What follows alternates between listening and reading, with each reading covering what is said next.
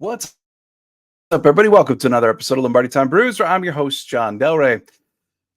Packers are 2-2. Today, we're going to take a look at what are some of the biggest issues facing the team, and not only acknowledging them, but saying how they could best potentially be fixed. Now, if you're thinking, well, fire Joe Barry, that fixes almost all of them. Yeah, it's a little bit more complicated than that, although I'm sure his name is going to come up as we go through this. But first, I wanted to say, if you would have told me back in August when we were doing season predictions, Dave Bakhtiari is going to miss 3 games and then the entire season. Jair is going to miss 2. Watson's going to play 20 snaps in the first 4 games. Jones is going to miss 2. Campbell miss 1, etc., etc., etc. Like, first of all, that's probably 5 of the 6 biggest stars on this team facing some kind of time missed. Keeping in mind, too, Rashawn Gary's been on a snap count. So in spite of all of that, and you were to tell me, and Jordan Love is one of the few non-questions on this team. We're not constantly saying every single week, boy, can he lead the franchise or not? I don't know. Because that's looking like a resounding yes for the most part. So if you were to tell me all of those injuries, Jordan Love's not even really that much of a question. They're 2-2. I probably would sign up for that. In fact, I probably would sign up for that 10 out of 10 times. Because we didn't know what the season was going to look like. Remember, this was transition year, evaluation year, whatever nomenclature you want to use. This was a year that we didn't know what the baby Packers were going to look like. But what we can say is after 4 games, they are 2-2. And I, for one, am fairly well happy with that. As we get into the wrongs, I do just want to mention one quick thing. I got a tweet earlier from Lake Hebbles. Those of you who are on the channel a lot, you know Lake Hebbles. He's always in here. Very, very loyal followers. And I just got to say, I found out after he tweeted at me earlier today that it is his birthday. So happy birthday, Lake Hebbles. Hope it's a great one for you. Now, let's go in to what the Green Bay Packers need to change to really ensure that this can be a playoff season. But even kind of more important than that this year, that this team starts living up to its full potential. And the things that I'm going to list off are with an understanding of what probably isn't going to happen, right? Like, the Packers can't control injuries. They're going to keep on cropping up, hopefully to a smaller extent than what we've seen so far, but it's a reality that we're going to continue seeing them. I also understand fully that while maybe Joe Barry isn't doing the most exemplary job in the world, and don't get me wrong, I've had weeks where I've supported him too. The Detroit game was pretty atrocious. Kind of hard to defend that one, no matter how big of a fan of the guy you are. Doesn't really matter. The reality is the Green Bay Packers are probably not moving on from him mid-season. And if they did, frankly, it raises more questions than they probably even have right now, because who exactly would take over the defensive coordinator role on staff right now? The easy answer used to be Jerry Gray. Now it's a lot murkier than that with the defensive staff assembled. So I'm just going to say that unless the defense suddenly becomes kind of what we've seen the Broncos become over the last couple of weeks, or historically bad, I'm talking really, really historically bad, Joe Barry probably is going to last through the rest of the season. Next year's a massive question. This season, it's kind of the Packers' way to keep him around, whether LaFleur's happy with it completely or not. So that's a part of it too. The other thing that I'm going to say is it is quite difficult for coaches on both sides of the ball to really make a number of adjustments when facing so many injuries. It's not an excuse, it's a reality. For instance, maybe to help bolster the pass rush, like at times they did last year, they want to move Quay Walker outside to the edge, really use his speed there. Well, it's a lot tougher to move Quay out to the edge when you're also missing Campbell in the middle. Or let's say you want to do more man coverage, mix it up. Awfully tough to do man when both Jair and Stokes are out. Or maybe you want to take Zach Tom from right tackle, have him fill in for Elton at left guard, or John Runyon Jr., who messed up his ankle in the Lions game. Or, again, though, that flexibility gets a lot tougher when David Bakhtiari's hurt. So there's a lot of adjustments that maybe we would have seen potentially happen. Maybe not it is the Packers, but still things that are kind of held back because of the reality of the injury situation of the Green Bay Packers. With all of that being said, though, there are things absolutely that this team can control. Number one, offensive overthinking. Running back coach today, Ben Sermons, was on the podium, and he said one of the main issues with A.J. Dillon is he appears to be overthinking. He just needs to go out there and run. But I would argue that it extends much higher than that. And maybe it shouldn't have been a bullet on its own, but it's a reality. The entire offense is overthinking. That's what it appears like. And it affects their head coach too, which takes us into number 2, the offensive rhythm. Here's a tweet from Zach Cruz who said, Jordan Love in the first quarter thus far is 9 of 24 for 99 yards, 1 touchdown, and a 64.4 quarterback rating. However, in the third quarter, he's 30 of 37 for 377 yards, 4 touchdowns, and a 133.9 QB rating. The thing is, the play calls between the first quarter and the third quarter aren't that incredibly different to lead to that stark of a contrast in numbers. But we know, going all the way back to training camp, that Jordan Love is a slow starter. He has to find a rhythm. He has to get moving, right? That was the case at the very first training camp practice. That was the case in the preseason. It was the case at family night. It's been the case in all 4 games thus far. Look at the numbers. We have the data to say this conclusively. So do something about it. Because the play calls between quarters 1 and 3 aren't that ridiculously different. What is the urgency and the pacing behind the plays. Matt LaFleur said that after week 3, they'd like to be able to play a normal offense sometime because they're experiencing such success with the no huddle or the hurry up or quicker pacing. He just wants to be able to settle into a regular offense sometime. Well, if it ain't working, maybe still go with the hurry up. But even beyond that, he said that they've evaluated going no huddle in the first half, but they opted not to. What do you have to lose exactly is my primary question there. Look at the numbers. Try it, right? Try going no huddle in the first quarter and seeing if you reap that success. And if you do, then you can question, why does Jordan Love seem to have so much more success when there's urgency? Why is it that the Packers are seemingly a better team when playing from behind than when they have the lead? Why is it that this offense on the whole functions better when moving quicker? Like, you can ask all those questions, but why not just do the thing that works in the meantime? Because you going out there and taking all 40 seconds of every single play clock just for you to run A.J. Dillon behind a line that can't run block to get 1 yard and then spend 40 seconds deciding on the next play, which inevitably is going to be a halfback slant from 7, or like a quick slant from 7 yards out, it's failing in the first half. You could do better. And like I mentioned too, those 1-2 yard runs, don't get me wrong, those are an absolute necessity in the offensive game plan. They are. The data league-wide for the last 10 years is out there. Sean McVay with the Rams has made a living on this. The run game does not have to be effective in order to further set up the pass, specifically the play-action pass. You just have to actually run. So I've taken to calling these plays sacrificial lamb plays. Sometimes you're going to run the ball, and it's only going to go for a yard, and A.J. Dillon's going to run into somebody, or Aaron Jones is going to get brought down immediately because the line can't do it right now. Whatever. You still have to call those plays, which is another deficiency when it comes to Matt LaFleur's play calling style. Too often they forget about Aaron Jones. Too often they forget about the run at all. But you still have to do it. It helps to set up the pass. It helps to set up the play action. It's just the reality of it. So every once in a while, you have to call these 1 yard sacrificial lamb plays.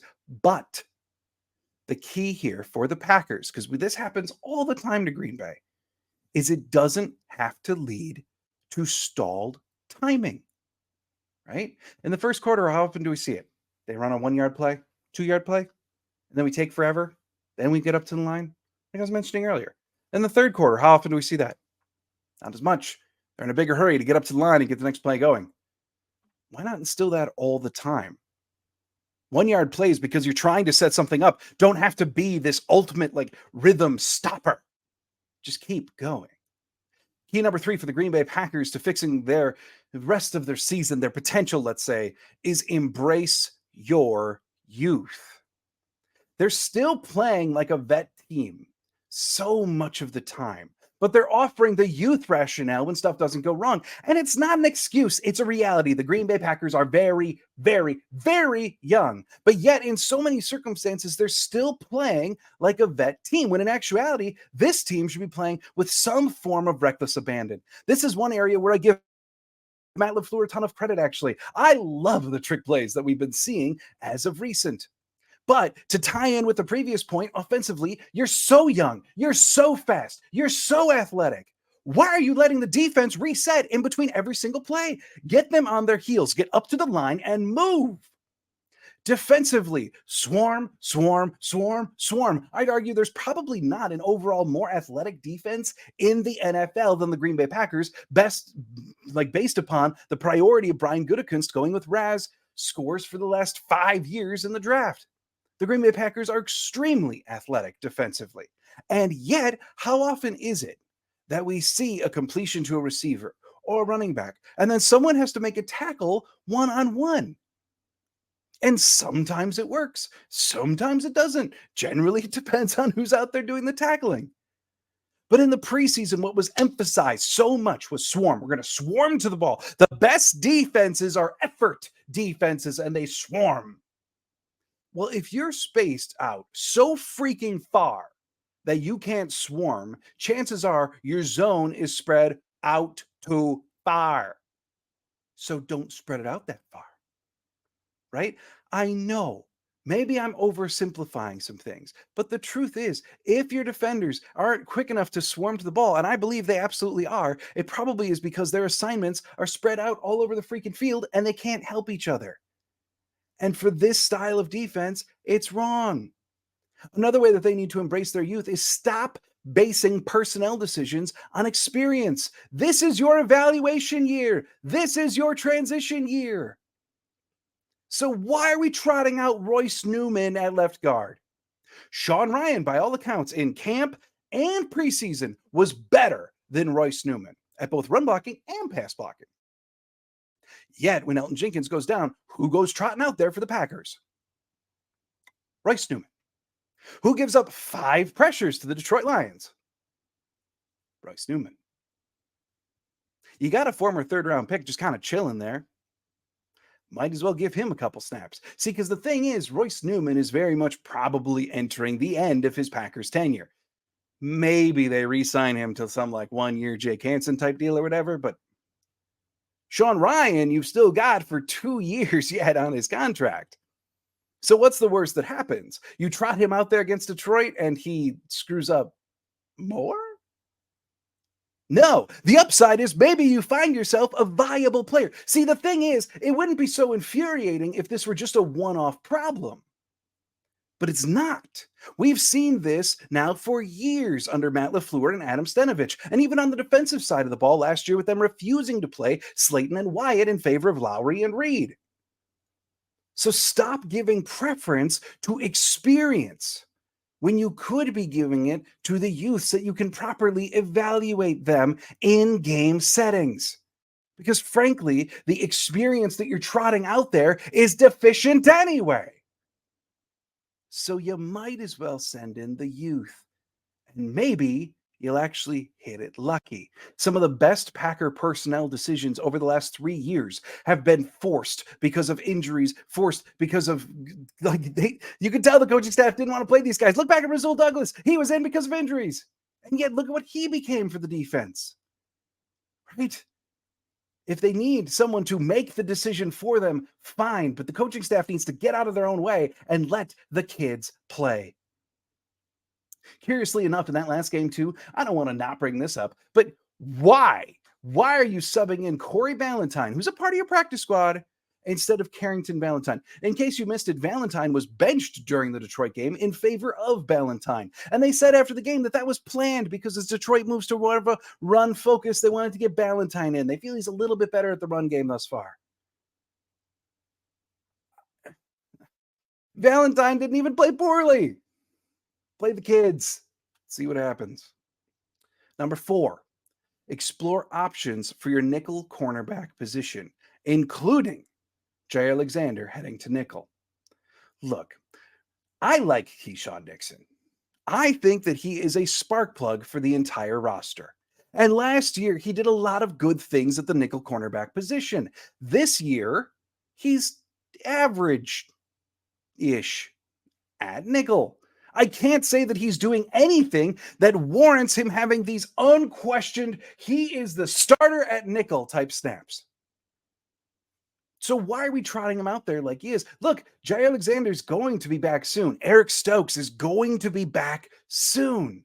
And what are you going to do with Eric Stokes? Are you going to play Nixon over Stokes? Because I thought the whole priority of the secondary was to get your best five out there. And Eric Stokes had an awfully promising rookie year. And I think his reputation from his sophomore year is actually worse than his play dictated. So are you just going to keep him on the bench, just use him as a depth piece? Because I thought the secondary was best five, just like the O-line. But then at the O-line, you're bringing out Royce Newman. So like, is best five a myth anyway? Maybe we're finding out. But the truth is, if you can come up with some kind of alignment, including Jair at the nickel, and then Stokes and Razul on the outside, or utilizing Carrington Valentine in a more serious manner, but outside, or continuing to pursue an option inside for him, realistically, that opens up Keyshawn Nixon to be like you're more comfortable with him returning then, or perhaps giving him more of the punt return snaps, or maybe you're even more comfortable trotting him out as an offensive spark plug if he's not playing 40 defensive snaps a game. It's something that, at the very least, from a personnel side, needs to be explored, and that one doesn't have a whole lot to do with injuries. Number 5, last one. This one's about the defense again. What is your defensive identity? Because thus far into this year, and as it's been most years, it's bend, but don't break. And too often on the live streams, we see bend and crack because we still give up a field goal. But the truth is, so much athleticism, so much talent. Why is this a defense that allows the offense to come to them?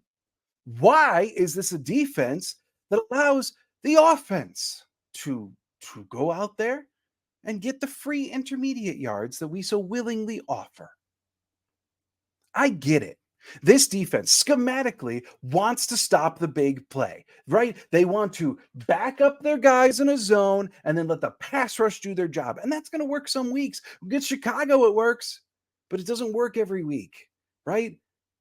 And what happens when you go against a vet quarterback who's going to get the ball out quicker than your pass rush can get there, right? We've seen this for years. Vet quarterbacks come in, play Green Bay, they get the ball out in 1.8 seconds. We give up a free 15 yards every single pass attempt because we're focused on, we're going to let that happen because we're bending. And then we break on the back end anyway. Or we crack and we give up a field goal.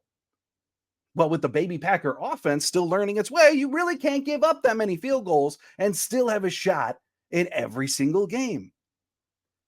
So this bend but don't break, it's just not the answer. Look at the New Orleans Saints. One of the reasons why the New Orleans Saints have one of the best defenses in the NFL is what do they have all over? They have stars, and then next to them, they have complementary pieces. Like Green Bay doesn't. They've got Kenny Clark on the D-line. And then Slayton, your run stuffer next to him. Wyatt, more pass rusher, but coming into his own. Still a little raw, certainly, but coming into his own. Then you got Brooks and you got Wooden. At inside linebacker, you've got Campbell, if he's healthy, who still is at minimum above average at inside linebacker, plus Quay, who looks like a budding star, including in the run game, since he's gotten drastically better there than he was last year. At edge, you've got Rashawn Gary. Plus, you've got LVN as the youth. You've got Preston Smith, who still can set an edge, albeit not as quickly as he used to. And then at corner, you've got Jair, Razul, and like, why is it that the Green Bay Packers defense can't be like the Saints defense, right? The pieces are there from a personnel standpoint. But no, what we have here is a scheme that's still called, like Ladarius Gunter is one of the starting corners. See, there used to be a personnel problem on defense in Green Bay. There's not anymore. And I think part of the reason why we're seeing mental mistakes, just like the offense, is because they're playing so rigid, so confined. So this is your little zone, and you're going to stay. And if you try to do more than that, the entire defense is going to fail around you. Is it the player's responsibility to do what they're coached? Yes, but it's the coach's responsibility to make sure that your scheme fits the players that you have. And I no longer can endorse the idea that the Packers scheme fits what they have from a personnel standpoint. Yes, the players need to do their jobs. The coach needs to do theirs too. And I think Joe Barry is a wonderfully kind human being. I understand that the Packers are not going to get rid of him this year. Joe Barry also has massive amounts of experience under multiple defensive systems. He doesn't have to run cover three more than any other team in the NFL. We don't have to be spaced back that far. You know, teams that do that are teams that don't trust their defensive players. Maybe now what we need is more trust instead of less. Yeah, the defense. It's older than the offense. Still not old. Let the kids play. They can adapt to those 5, 600 points. I don't know. I lost track. Then we could be looking at a playoff team. At the very least, I say with a lot of confidence, this would be a fun team. Join me on Wednesday as I go position by position and explore at basically the quarter mark of the season how each position is doing to this point, and offering letter grades just for the sake of, got to say something. And then on Friday, I'll be previewing Packers versus Raiders as we get ready to head into Monday Night Football. Thanks so much for joining me here on Lombardi Time Brews. And as always, go Pack Go.